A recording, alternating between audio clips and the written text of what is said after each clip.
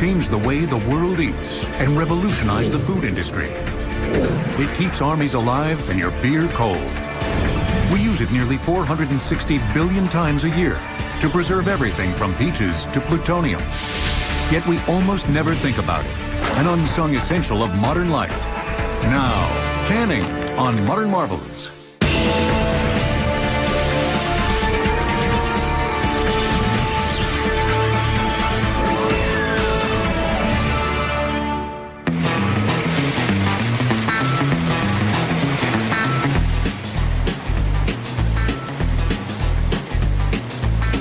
Canning. It's the most important advance in the preservation of food in history. There are aluminum cans for your beer, tin-plated cans for your beans. If you drink it or eat it, it probably comes in a can. Pop, chop, or peel. The technology of opening cans has changed over the years in surprising ways. Some cans keep your food safe, while others keep you safe. And although the essential can design hasn't changed much over the decades, it's still evolving, even going so far as to cook or cool your food for you. Two of the newest technologies we're developing are ways to produce containers that can heat and cool beverages automatically. In the first case, a self-heating can uses chemistry to heat the contents. There are two reagents inside this container. There's a little bit of lime and a little bit of water. To activate it, the consumer presses a button on the base that breaks the seal, mixing the water and the lime, which starts the reaction. As those two reagents mix, the consumer will slowly turn the can, just allowing some mixing to occur. And in 3 minutes, the beverage is about 70 to 80 degrees hotter, so about 150 degrees, which would be a good drinking temperature for a cup of coffee. This is a self-chilling container, and it uses a completely different approach. The can uses heat and evaporation to cool a beverage. A user twists the bottom of the container, which releases a desiccant, which is a water-absorbing substance. The outer shell of the can is filled with water, and when the desiccant mixes with it, the water evaporates, which requires heat. That heat comes from the enclosed beverage. The heat is then absorbed by vinegar salt located in a heat sink chamber in the bottom of the can. So if this were a room temperature beverage of 70 to 75 degrees, it would cool it to about 40 degrees Fahrenheit, the temperature of a typical refrigerator, in about 3 or 4 minutes. Self-cooling cans. A clever invention indeed. Yet no matter how much you jazz up a can, it's one of those inventions that seems to get no respect, even if its impact has been monumental. We take the can for granted today, yet when you think about it, it's probably one of the great inventions of the world, like the wheel or the light bulb. It's a ubiquitous part of our society. Everybody has them, but without it, you couldn't have moved food from the fields, preserved them, and given people the opportunity to travel and take their food supply with them. The process of manufacturing a food can begins with sheets of tin plate, which is steel covered with tin. The metal is also covered with a coat of protective enamel. We put enamel on the outside of the can for protection on corrosion, so it'll have shelf life, along with enameling the inside of the can that will protect the food from the container and the container from the food. The strength of the enamel required varies, depending on the level of acidity in the food to be canned. A can of green beans doesn't need much enamel, because green beans are low in acid. But a can of tomato sauce needs thick enamel, because tomatoes are so acidic they could eat through unprotected metal within a few months. The enameled sheets of metal are first fed into a slitting machine. The slitter cuts those sheets into blanks for the roll forming of the body. Those bodies are stacked up, put into a machine, rolled into cylinders, and then welded down the side to weld the steel together. Once we've welded the can, it goes through a side stripe system that puts a powder enamel over the area that we welded the can. That protects the weld from the product and the product from the weld. Next, the cans are conveyed to a dual-purpose machine called a beater flanger. At that point, we put a flange on it, which is commonly referred to in layman's terms as a lip. That allows us to put the double seam on, which is how the end is attached to the can. The same machine also puts beads on the can.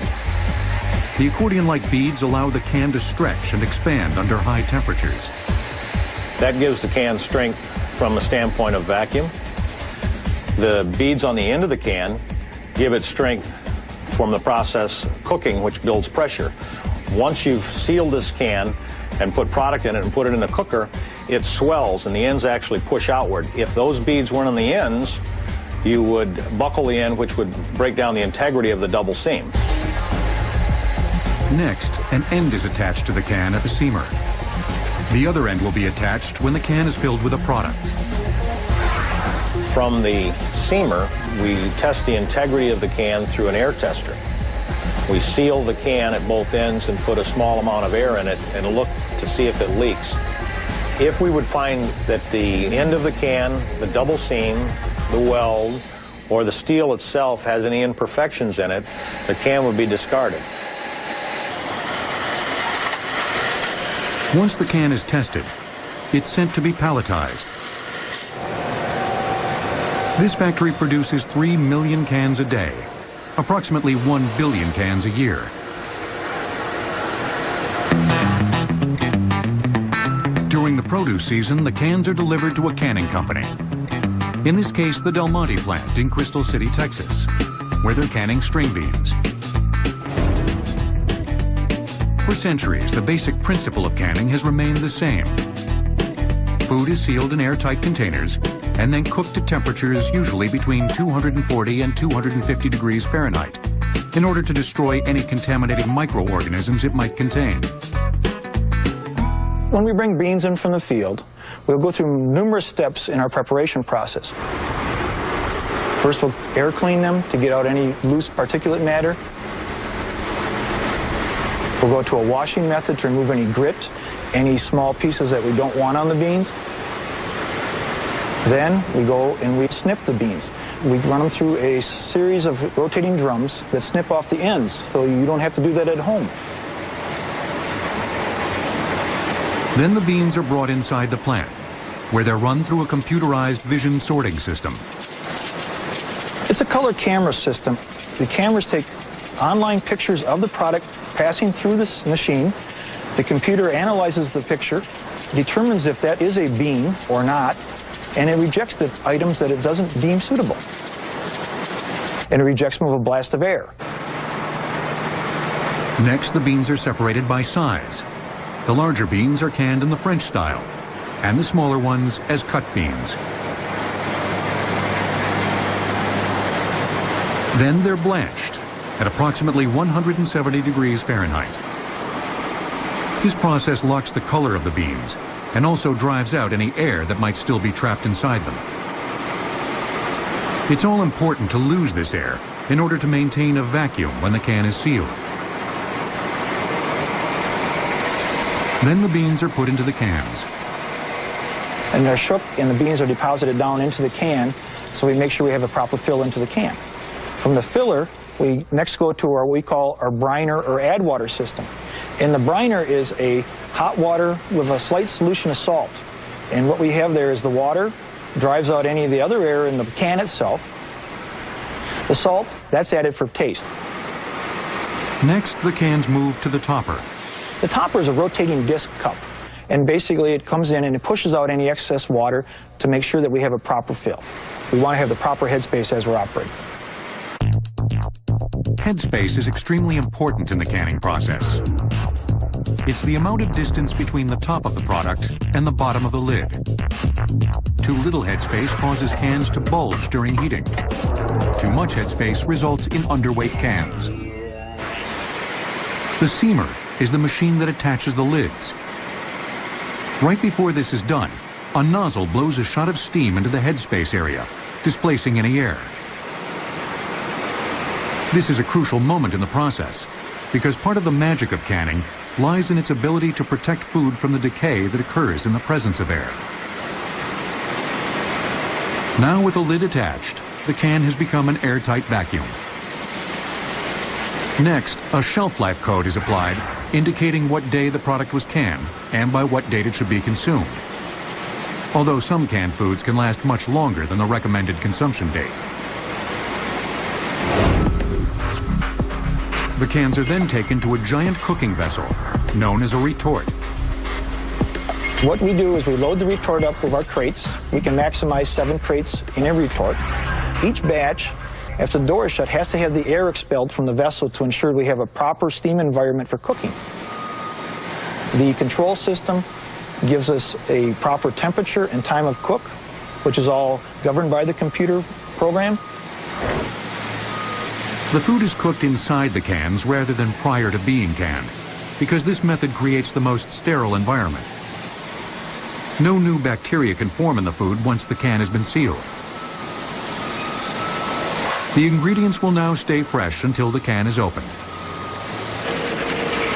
They're labeled, packaged, and sent off. This high-tech canning process is a far cry from the first experiments with food preservation. Ancient civilizations suspected that air was the enemy of food and wine. Over 3,000 years ago, the Greeks sealed their wine in airtight vessels using pine resin. By the end of the 17th century, winemakers began to stop their bottles with corks. Food was protected in different ways, by pouring hot oil over it or by coating it with melted fat. Many foods were preserved with salt, but that approach drained important nutrients and taste. None of these several methods could truly protect food from the deleterious effects of air. The world was looking for a clean, long-lasting preservation method that wouldn't rob food of critical nutrients. Surprisingly, the man who kicked off the can revolution was Napoleon Bonaparte, who was famous for saying, "An army travels on its stomach." Napoleon was tired of supplying his troops with food foraged in the field.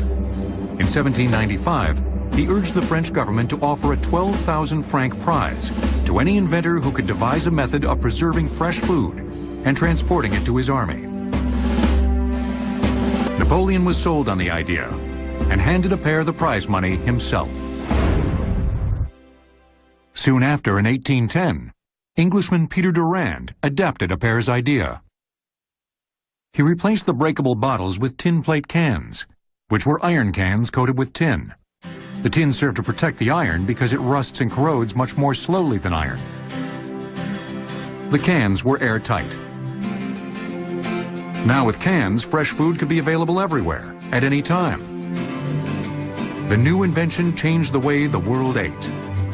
By putting it in a can, sealing it, heating it properly, you could move nutritious, high-quality food anywhere in the world.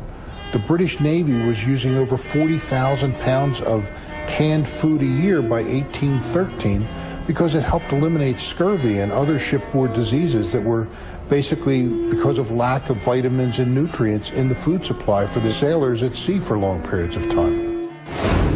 Canned goods quickly spread across the Atlantic to America, where they helped feed pioneers as they trekked across the continent to settle the West. Gold Rush miners survived on canned beans, and during the Civil War, canned food was deemed almost as important for keeping soldiers alive as their weapons. Yet making the cans themselves was labor-intensive in the middle of the 19th century. Each can was handmade, with a workman hammering and soldering it into shape. A skilled laborer could usually only make from 6 to 10 cans a day. But this was all about to change with the advent of mass production. Soon millions of cans would be produced per year. During the 20th century, amazing new designs would be developed that would take canning convenience to another level. Yet one kind of can would actually threaten the very atmosphere of our planet. Most canned canned food has a suggested shelf life of at least 2 years. Yet it can remain preserved for much longer. Recently, a man in England opened and ate a 50-year-old can of chicken with no ill effects. Canning will return on Modern Marvels. We now return to canning on Modern Marvels.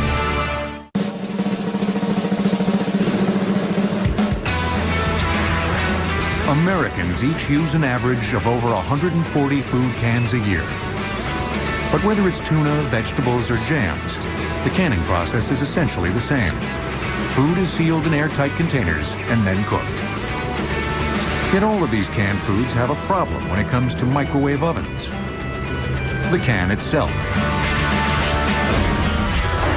There's a common misperception that metal can't be used in the microwave. That's actually untrue if you design the container properly. So, for example, this is a traditional metal can, and in fact, it won't work in the microwave. If I were to put it in and turn it on, all of the microwave energy would be reflected off of the can. So none of the energy would get into the contents of the food.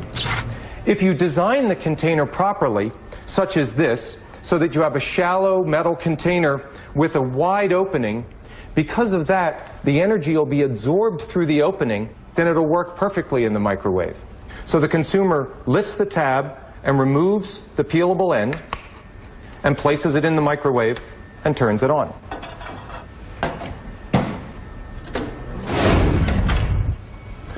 So as you can see, the product is bubbling. It's been heated like it were in an ordinary container. Microwave cans are just the latest in a long line of innovations developed by food can manufacturers. One of the biggest leaps in progress came in the late 19th century with the introduction of mass production to the business. Assembly lines and mechanical body makers allowed manufacturers to produce thousands of cans per day. And these new cans were also safer. And in early cans where they were soldered together, the tendency for leakage was much higher. The solder wouldn't withstand transport very easily. The cans would break apart. The metal would corrode. As we improved that process and the consistency of the metal, a lot of that declined. People were able to accept the can as a standard of quality and a standard of delivery that was going to be safe from things like botulism, which will kill you. Botulism is a bacteria that grows in oxygen in a can. Your mother may have told you, don't buy dented cans at the supermarket, because of the concern that if the can was dented, it might have some oxygen leaking into it, and therefore the contents of the can would be spoiled. During the World Wars, cans and canning were responsible for keeping millions of soldiers fed. During World War II, the Army was looking for a way to feed a soldier on the move very rapidly. And they created packaged food in cans called C rations and K rations. Everything was in cans. When you got a C ration, you got a little box with a couple of cans in it. One can would be soup or stew. Inside another one would be crackers, biscuits, and cheese. The food can really caught on after World War II, when people began craving it for its efficiency. Now, from tuna to carrots to fruit cocktail, it was all about the can. But it's not all about the food. You'll need canned cold ones to wash down your canned meal. The use of cans for beverages now greatly surpasses the use of cans for food. The first successful beverage cans were introduced in 1935 by the Kruger Brewing Company. The containers were developed only after steel cans became strong enough to accommodate the internal pressure created when the beer was pasteurized, and when effective coatings were introduced that eliminated any metallic taste from the can. The first aluminum beverage can was manufactured in 1963. Aluminum is easily molded, lightweight, and resistant to corrosion. By 1985, aluminum cans were the most popular beverage containers in any market. Today, consumers buy soft drinks in aluminum cans 4 times as often as in plastic bottles. Recently, the aluminum can morphed into a user-pleasing hybrid. This is one of the latest in packaging innovations. It's called a bottle can. It's made of aluminum, but it's actually shaped like a bottle. The consumers really love this because of the great graphics, its sleek look, its chillability, and its chill feel, and doesn't break like glass. It's been very popular with those in the beer and soft drink industry. Another can that's already gotten its makeover is the aerosol can. Patented in 1926 by Eric Rothheim, a Norwegian chemical engineer, aerosol came into its own during World War II, when the American military was looking for an effective way to deal with insects during jungle warfare. Before the invention of the aerosol can and the use to spray insecticides, the primary tool was a pump spray. It had a container that had the insecticide in it and a big air valve on top that one would pump through. Very, very impractical for a soldier trying to crawl through the jungle to pick up his pump spray and go.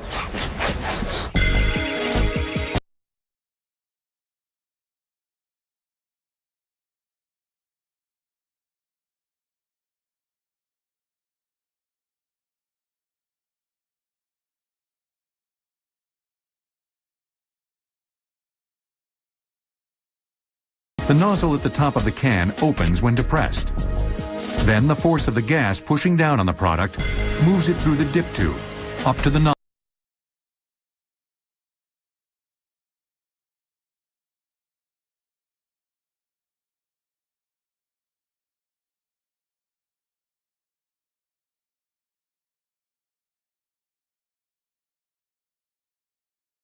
Scientists discovered that once these chemicals were sprayed out of the cans, they drifted upwards into the atmosphere.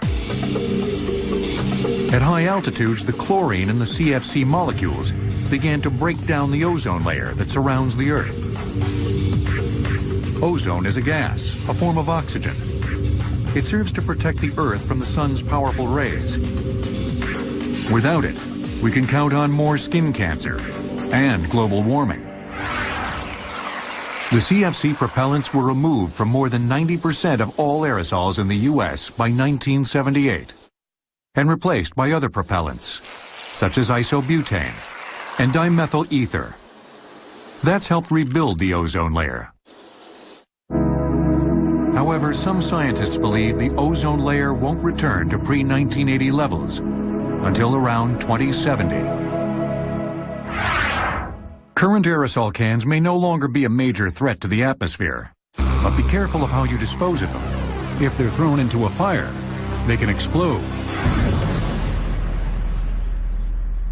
Microwavable and aerosol cans represent technological leaps into our brave new world.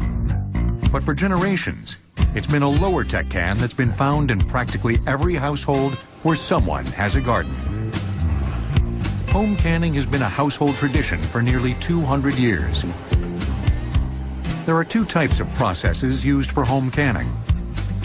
We have the boiling water canning process, which is used with only high-acid foods. Jams, jellies, any type of soft spread like a conserved marmalade. Also includes tomatoes. And the steam pressure canner process, which is used with only low-acid foods. Things like vegetables, so your carrots, green beans, anything of that category. A steam pressure canner is necessary because it's capable of reaching the higher temperatures needed to kill off the microorganisms found in low-acid foods. The result? Tasty food that'll last for years. From home canning fare to factory canned products, all forms of cans breed a necessary counterpart. Can openers. From the primitive to the powerful. The simple to the complex. There's one for every task. Even special openers that keep hardcore prisoners from opening up each other. We won't be running out of aluminum for cans anytime soon. It is the most abundant metal in the Earth's crust. Canning will return on Modern Marvels, here on the History Channel. We now return to canning on Modern Marvels.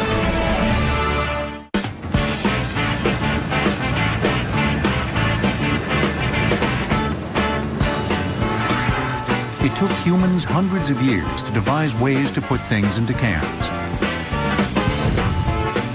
And we're still working on ways to get them out again.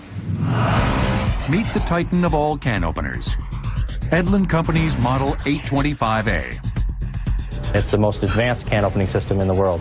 It can be operated by one user through its computer-controlled touchscreen interface. The main market for the 825A can opening system is large food processing companies, companies that are opening hundreds and hundreds of cans a day to make pasta sauces or pizzas. It can open up to 30 cans a minute or 1,800 cans an hour with just one operator. Some companies use it to open as many as 14,000 cans per day. The Colossus is monitored by computer at all times. The operator loads the cans into the machine through the in-feed conveyor. The in-feed conveyor is a belt-driven conveyor with a rinse jet, which rinses the outside of the can and blows the water off the indentation at the top of the can. From the in-feed conveyor, the can then enters the crown punch opener. The crown punch opener punches the top out of the can in one motion, and an alligator jaw comes in and removes the lid and deposits it behind the machine in a receptacle. The entire machine is equipped with sensors that time every move down to a millisecond, including the dumping. The can is then pushed through a dumping cage, which takes the can and inverts it upside down, pouring the product into the collection troughs and into a pumping station. The can continues through the dumping frame, inverting completely, and is then pushed down through a rinse jet. The rinse jet rinses out the inside of the can clean, and the can is then pushed into a can crusher.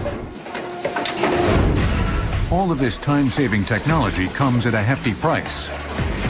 Depending upon the options the customer wants, a simple, straightforward right-line machine would cost about $65,000. Anywhere up with the options added, depending upon the processor's needs, to $90,000 or $100,000. Over the years, much research and technology has gone into making cans airtight and strong.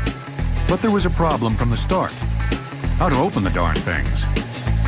During the 19th century, little thought had been given to can openers. Soldiers during the Civil War often had to use their bayonets to pry open canned food. The first patented can opener was invented by Ezra Warner of Waterbury, Connecticut in 1858. The modern can opener with a cutting wheel that rolls around the rim was invented by American William Lyman in 1870. During World War II, soldiers went into battle with a can opener as part of their standard gear. It was called the P-38 because it required exactly 38 punctures to open the can. Consumers opened most beverages with so-called church keys, at least until 1966. That was the year pull tops were introduced. Pull tabs worked very well, but there was a lot of controversy around them because there was a lot of litter, and there was always concern that someone was going to get cut on the edge or something like that. And the new Easy Open Tab can, which pushes the top back into the can, was invented. Easy Open tabs are great for beverages, but today pop-open tops rule the world of food cans. Now they're being rivaled by a new generation, the peel-open top. One of the latest technologies that has been developed is this new peel seam technology. So this is a flexible lid. It's still a metal barrier, so you still have the oxygen and light protection that you've come to expect from metal cans. But now we're able to open it with perhaps half the opening force of a traditional end. Despite all of these innovations, there's still plenty of need for can openers. One of the most unusual openers has been designed for use in prisons, where convicts often work in the kitchens and might steal a can lid to use as a weapon. Using one prison as an example, it's a high population, 20,000 or so transient prisoners, with 4 different food service facilities, and they're opening cans 3 times a day. If one lid goes missing, they have to do a lockdown of the prison and call in a SWAT team just to be able to find that potential weapon that can be very dangerous in that type of population. This is our Model 625 APP can opening system. It was designed for a large prison in New York City. The idea is that it delids the can, takes the lid away, and securely stores it in a receptacle so that the prisoners don't have access to the lid to use as a weapon. The unit comes equipped with a can counter and a lid counter. The can counter counts up the number of cans opened, and the lid counter counts down. These two counters have to match or the machine shuts down and won't operate. That alerts the security officer that there's a problem. To set up the machine, you need to insert the security key and turn it to the operating position. To operate the machine, you insert a can into the unit and depress the two green buttons. The green light indicates to the operator when the machine has completed a full cycle. With the machine's protective shell removed, we can see its inner workings. The lids are stored in a secure area. The security officer has a key which unlocks the padlock and gives him access to the lid receptacle. Used lids and cans are more than a security risk. They've also created massive amounts of landfill waste. Yet that set the stage for an effort that resulted in the savings of billions of dollars a year in electricity. The ideal shelf life of many canned beers is no longer than 120 days. However, such factors as pasteurization, refrigeration, and alcohol content can extend the shelf life. Canning will return on Modern Marvels. We now return to canning on Modern Marvels. The phenomenal success of the can came at a huge price. Millions of pounds of wasted metal dumped into landfills. In the 1970s, a recycling revolution took place that led to the can becoming the most recycled of all food containers. Can recycling is the most successful environmental story. Aluminum cans and steel cans are recycled at a 50% rate or higher. In the United States and elsewhere, billions of aluminum cans are collected and recycled. It only takes 5% of the energy to recycle a can that it would take to make a new can from raw metal. As a matter of fact, recycling is so prominent that the aluminum beverage can that you use today will be made into 6 new beverage cans before this year is out. So it's recycled constantly. Anheuser-Busch runs one of the biggest and most successful recycling operations. Consumers have several different options of how they want to recycle their aluminum beverage cans. Some of them have curbside programs, others have voluntary drop-off facilities, others go to buyback centers.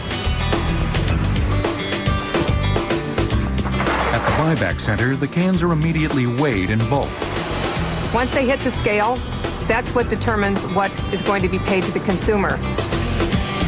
The price varies based on what the individual buyback center is receiving for their metal. Some recycling centers process tens of millions of cans a year. Nationwide, approximately 113,000 aluminum cans are recycled every minute of every day. They are then put through what we call a baler. And what a baler does is it compacts approximately 700 to almost 1,000 pounds, depending on the baler, of cans into a bale. Those bales are then put into typically trucks, sometimes rail. A truck would carry about 40,000 pounds of bales, which would be about 40 large bales. The bales are taken to a reclamation facility where they're melted down into molten metal, which is cast as new aluminum. This aluminum is then made into new cans. This year we recycled more than 27 billion aluminum cans. Of course, cans weren't the first metal objects to be recycled. Ancient Romans would gather scrap bronze and melt it down to be recast as weapons. Resource shortages caused by the world wars greatly increased the need for recycling. People were encouraged to donate everything from old automobiles to tin cans in order to increase the metal supply. But it was during the 1970s that recycling beer and soda cans became commonplace. As the environmental movement was taking off, the waste that was going into the ground in the terms of landfills was just found unacceptable. And recycling as a way of controlling waste became very prominent in the American mind and around the world. it also turned out to be a really good idea, because recovering metals, particularly aluminum more than anything else, actually pays for most recycling. The aluminum can industry paid more than $1 billion in the last year to consumers, municipalities, and businesses to recycle those aluminum cans. Another way can manufacturers are saving resources is by streamlining the cans themselves. They've become lighter. Since the 1970s, aluminum can weight has dropped from 55 pounds per thousand to 29.5 pounds per thousand. This is accomplished by what is called geometric optimization. A new super end is literally allowing can makers to cut corners. A recent example of geometric optimization, or the kind of lightweighting that we can produce with technology, is through our super end beverage technology. A traditional beverage end has a nearly vertical wall at this position. You can see the difference with this super end, where the wall is about a 45-degree angle. Now, that fairly simple sounding change has had quite an impact. By using a 45-degree angle, we can save over 10% of the metal in the end. That's a very significant savings. By the end of this year, we will have produced 100 billion of these ends. That will have saved about 25,000 tons of aluminum. Decades of can shaving has produced a metal-saving miracle. This container was produced in 1971. Today, 4 containers can be produced with the same amount of material. Light and lighter aluminum cans may hold our beer, but we need real heavyweights to hold some of the most toxic substances on Earth. Recycling one aluminum can saves enough electricity to run a TV set for 3 hours. Canning will return on Modern Marvels. We now return to canning on Modern Marvels.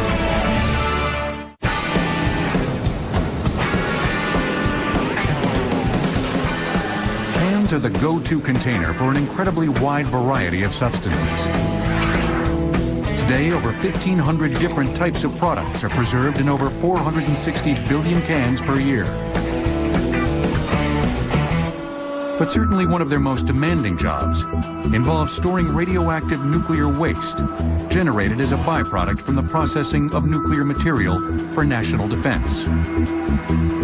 The material is highly radioactive and will be for thousands of years. The Defense Waste Processing Facility at the United States Department of Energy's Savannah River site in South Carolina carries out the important process of storing nuclear waste safely. We have the full array of materials that are produced in the production of nuclear materials in reactors. We do have some amount of plutonium. We have technetium. All of the waste processed here has been generated by Savannah River site reactors. The first step is encasing the radioactive nuclear waste in glass. The procedure is called vitrification. The nuclear waste enters the vitrification process as a form of sludge. It comes from the dissolving spent reactor fuels that have been in nuclear reactors, where it's stored in underground tanks, roughly 1 million gallons in each tank. This vitrification utilizes a material called frit. This is frit. It looks like what it is. It's sand. It's a special kind of sand. It's a special recipe that we've had made that allows it to bond with the waste, and when it cools, form a glass that is inert and lasts for a long period of time. At Savannah River, the sludge and the frit are glassified in a melter. It looks like a big teapot, and it's a cylindrical object with a pour arm that comes out of it, and that has 4 electrodes that basically are shooting lightning bolts back and forth through this waste and heats it up to 1100 degrees centigrade, where at that point the mixture is molten. The molten glass is poured into the canisters through a special bellows assembly. All of the work is done with robotics because of radioactivity. The canisters are specially designed and manufactured for the vitrification process. They weigh 1,200 pounds, and their sides are 3/8 of an inch thick. The canister itself is about 10 feet high. It's about 2 feet in diameter. It's made out of stainless steel, and we'll be pouring at a rate of about 1/2 gallon per minute into this canister. It takes roughly 24 hours to fill a canister. The canisters were rigorously tested before they were approved. Especially important were the drop tests. Because the canisters will be transported on public roads, they must be capable of withstanding any impact that might occur if there were an accident. It was drop tested from a height of 7 meters. It was drop tested right side up and right side down, and it had to survive that drop test without any damage that it would affect its function, and it's done that successfully. For decades, scientists have sought an effective way to store nuclear waste for long periods of time.